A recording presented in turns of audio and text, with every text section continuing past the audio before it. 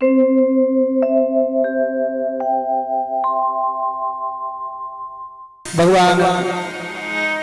विदुर जी के यहां पहुंचे हैं।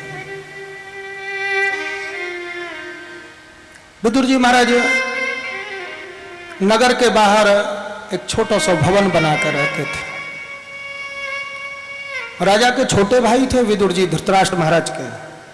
चाहते तो बहुत बड़ा महल बना के रह सकते थे, लेकिन जीवन में संग्रह नहीं किया। क्यों? बोले जो जितनो ज्यादा संग्रह करे उतनो ही वाको जीवन उन मरद जल वस्तुओं को संभालने में नष्ट हो जाए।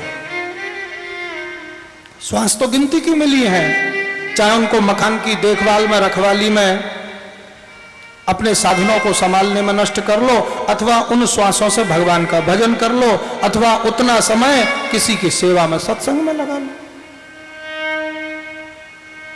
ज्यादा सामान हो, ज्यादा बड़ा मकान हो, उसको संभालते संभालते जीवन निकल जाए। इसलिए विदुर जी ने महल नहीं बनाया, गांव के बाहर बगीचा में 2 कमरे बना लिए, एक में ठाकुर सेवा, एक में रहना। छोटा सा मकान, जल्दी से साफ हो जाए, जल्दी से भजन, खूब भजन करो, खूब भजन करो। थोड़े से कपड़े विदुर जी पर, एक घर में पहनने के, एक महल में पहनने के। विदुरानी के पास भी 2 साड़ी, एक जब राज परिवार में जानो पड़े महिला सदस्यों के पास उस स्तर की, एक घर में अपरस में पहनने की रेशमी उपरना धोती से लगती धोती,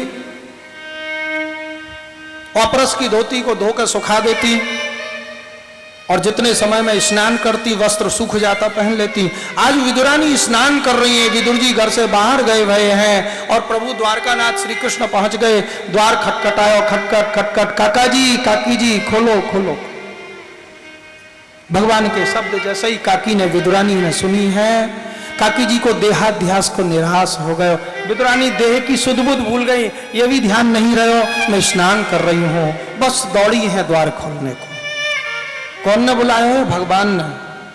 और भगवान जब जीव को बुलाए ना, तो जीव जहां हो, जैसा हो, वैसे ही दौड़ना पड़े। चाहे घर में हो, चाहे बाहर हो, चाहे रेल में हो, चाहे बस में हो, चाहे भोजन कर रहे हो, चाहे स्नान कर रहे हो, चाहे शयन कर रहे हो। जब भगवान बुलाते हैं, न घर वाले रोक पाते हैं, न डॉक्टर, कोई नहीं रोक पाए। जब जहां जैसे चलो भैया तुरंत।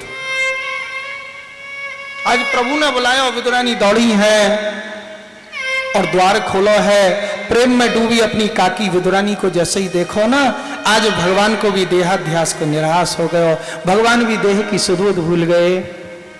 हाथ पकड़ो, आओ आओ। प्रभु हाथ पकड़ के अंदर लाई है काकी जी। चारपाई रखी थी, प्रेम में डूबी काकी ने उल्टी चारपाई बिछा दी, जमीन में चारपाई, पैर ऊपर को। बिराजो प्रभु बिराजो। भगवान भी धम्म करके उल्टी खाट पर बैठ गए। काकी बड़ी जोर की भूख लग रही है, प्रभु स्नान करके रसोई बनाऊं? स्नान करोगी, भोजन बनाओगी, तब तक तो भूख खत्म हो जाएगी। काकी घर में कुछ है नहीं क्या?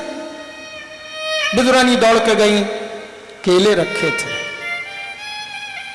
प्रेम में डूबी विदुरानी जल्दी से दौड़ के केला लाई और छील के छिलका का भगवान के हाथ में रख दियो, फल फेंक दियो।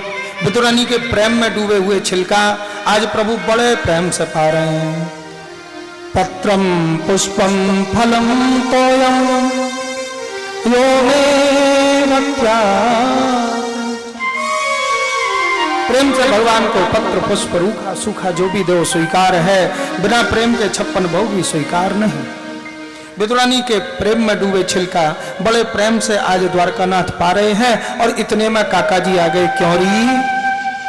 जैसे ही पति के शब्द सुने, अब संसार को ध्यान आयो, दौड़ के वस्त्र पहने। प्रभु आप तो त्रिलोकीनाथ उल्टी खाट पे बैठ के छिलका खा रहे हो, लाओ लाओ लाओ लाओ, जल्दी से छिलका लिया।